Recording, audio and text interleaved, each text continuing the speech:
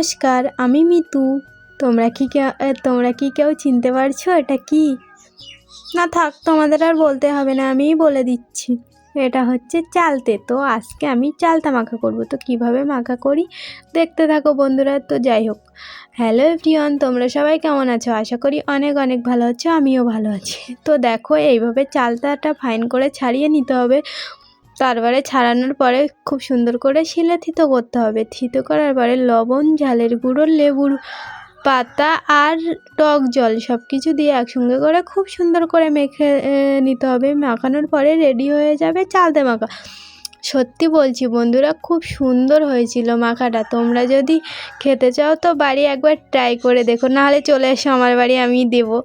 তো যাই হোক বন্ধুরা, আমি নতুন ভিডিও করছি, ভালো লাগলে লাইক, কমেন্ট, শেয়ার আর সাবস্ক্রাইব করে দিও। ফেসবুক থেকে দেখতে থাকলে ফলো করো।